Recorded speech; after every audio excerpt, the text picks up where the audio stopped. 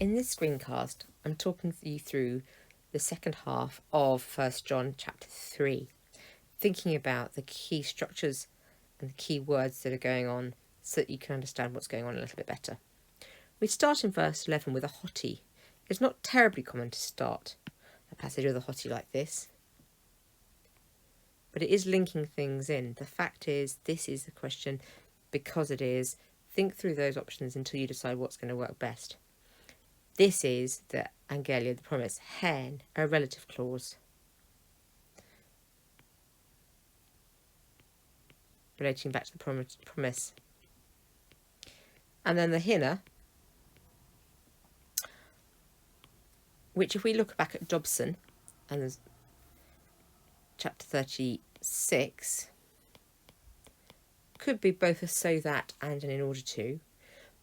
And here you might find that just using the word that is going to give you the best idea that it's just about linking cause and effect, with then a subjunctive underneath after it. And that reciprocal pronoun, allelous, that is so useful in Greek. One of Dobson's favourite words, kathos. Spot that, you know you've got some kind of comparison going on. Your comparison is then with Cain. Notice the diaeresis, those two dots. They have other names, but diaeresis is what you'll hear it called most often. That's telling you you've got two syllables here, Cain. It's not very common. It's quite often used for things like importing names from other languages or older Greek words, but you will see it occasionally in Greek, and it does make a difference to the spelling of words.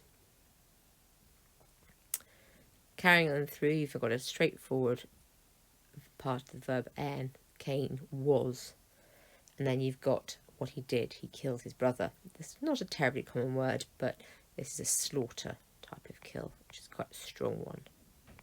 Used in things like sacrifices. And repeated then in verse 12. Another hottie setting off your next phrase and telling you about the nature of his deeds. So you've got ta'erga and then tadeh, implying as though there was a hidden men in there. Men de, giving you a parallel in a Greek sentence. Then you get a change in tone with an imperative, me thou said, don't worry. Emise humas ha cosmos. Reversed word order here. So you'll want to promote the cosmos if the world hates you. And this is a straightforward, normal conditional without any need for subjunctives or anything like that. Oidamen. That regular verb oida, we know. It's perfect in form, but present in meaning. Metababerkamen, that reduplication in the middle tells you you've got a perfect. And this is the perfect of metabino. Bino only ever has a prefix on front of it. You don't see it by itself. It's what we call a root aorist or a root verb. And that means it's actually got a very, very short root there of just the bear. Metabino would give us something like exchange in English. And you're exchanging one thing for another here, life and death. And then hottie, again, that, because we love. And this is a contract verb.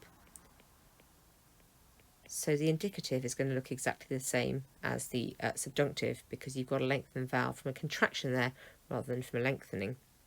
You've now got homer agapone, that same construction you saw earlier on in the passage, the one who does not love. Pas homison, everyone who loves. We're back to the article or an adjective plus a participle, giving you a link of people going through things. Anthropoktonos is not a terribly common word. I will double check the statistics on that. I forgot to have them to hand. I think it's only used 3 times in the New Testament, 2 of which are here. Man, killer, apokteno underlines that. So that's quite a strong word. There are other words you could use for murder. Phoneos would be, for example, the more usual word. Oidate, again, you know. That weird version of no, again, coming in.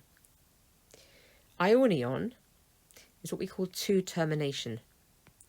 And that means that it only has a masculine and feminine form and then a neuter form. So it does agree with life, even though it doesn't look like it, because it doesn't have a separate set of feminine endings. This is only supposed to happen with compound adjectives, but aionios is to termination, and it's quite a common one, so it's one worth marking. En tutor is a kind of phrase you see at the beginning of passages quite often. As a result, because of this, almost meanwhile, then, because of this, all of that kind of stuff. So think of it as a linking strategy, and look out for linking strategies in these. You've then got the perfect of ginosko, egno kamen. So you've got the perfect knowledge from that root as well as the oida kind of knowledge. Moving on through, you've then got the tithermi. The aorist of tithermi, etherka. Keep an eye on that. Look back at Dobson from last week and think about the different forms of tithermi. We owe or ought. Ophelia is an annoying verb, both owe or ought. So you need to try out both whenever you see them and think about what it is you ought to do. We owe something, or we ought to do something, and you've got an infinitive there, the aorist infinitive tithermi, so you know it's then got to be ought. We ought to do. To put, even. Hosan, so you know you've got an indefinite. Construction, which is going to need a subjunctive, and there's your subjunctive. Whoever has life. And theore sees. And Claser shuts tus blankna, your guts, your viscerals. It's a way of saying you've got pity if you talk about that. If you look in the vocab and the UBS, it's much more, it says feelings, which is much too generic for this. It really is about being gut-wrenched. It's a very strong Greek idiom. And then you've got expression about how love remains in one, and a reiteration about the importance of love in word and deed. And this doubling up of tongue does show how important the word is.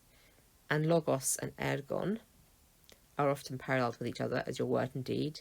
In Latin, that would be facta and dicta. And it works much more neatly there as a duo to be paralleled against each other. But that dichotomy is very important in the ancient world. The next session continues on with the same sort of linguistic things. You've got a kai linking things together. Again, keep an eye out on how passages are linked together. Gnor somatha, this time you've got the future of ginosko.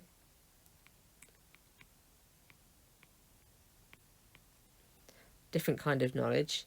We know that we are from truth. Empros then, before him. You're going to see all different kinds of prepositions for being in front of God in particular, because it's difficult to model that.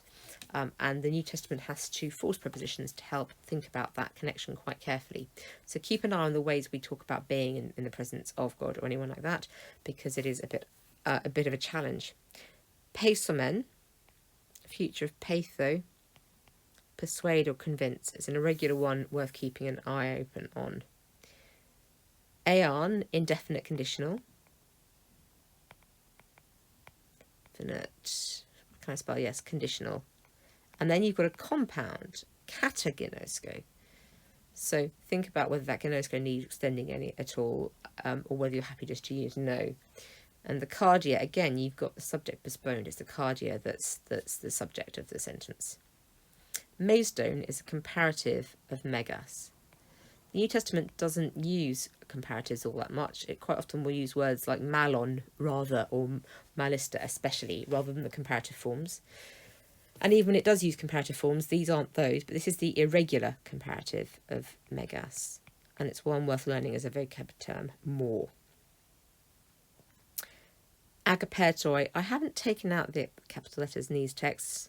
I'm not sure quite what the ruling is in the UBS, but keep an eye on when they mark beginning of speech and when they don't. Another indefinite conditional.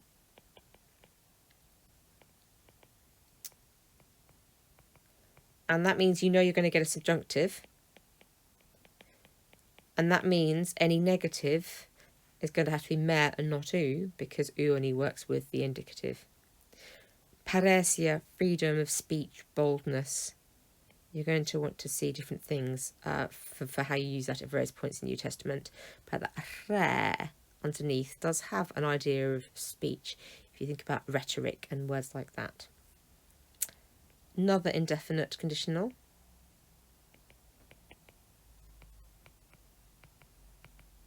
But then we're straight back into the indicative here with Lambanamen for the rest of the sentence. And that ho tells you you've got a relative clause here as well because it's got an accent on it. And then this time you've got enorpion instead of emprosthen to describe being in front of God. And this is something that really does come to the fore in the New Testament and isn't used in a lot of earlier Greek because it's not the kind of relationship that really needs to be expressed. So this is a very New Testament word and a very New Testament way of modelling relationships. Verse 23, this is the commandment. We're back to explain the commandment, the new commandment he's been talking about. The hinna, therefore, that. So that, with the result that, and an aorist subjunctive. And if you have a look at Daily Dose, he'll tell you that 72% of hinna are followed by an aorist subjunctive. So it's really what you're going to expect to see after a hinna, and it's something to get used to seeing. Then you've got the present with agapormen, we love one another. Kathos, another parallel. Edoken, the aorist of didomi. It has got a kappa in it, but the perfect would be dedoka, dedoken, with a proper reduplication in front of it. So they're very similar, but the aorist only has an augment, the perfect has a reduplication as well. Your hoteron, the article plus participle, again giving a person doing something. We're back to that familiar construction all the way through. The one who keeps his commandments also does X, Y, Z. Back to different kinds of knowledge. Ginoskomen, we know. We know that, so you've got an indirect going on here, indirect construction. And then back to what we know and the things that are happening with the aorist, again, of didomi at the end. So your me verbs from last week, hopefully you've seen the number of didomi and tithermes in this passage, that they're not unusual. They are something you're going to see. Learning some of them as vocab terms like thenai is worth learning as a vocab term, aorist infinitive of tithermi, because it doesn't look like that obvious. But otherwise, hopefully you'll be going to build up some usage of them. And we'll talk about this more when I speak to you on Teams.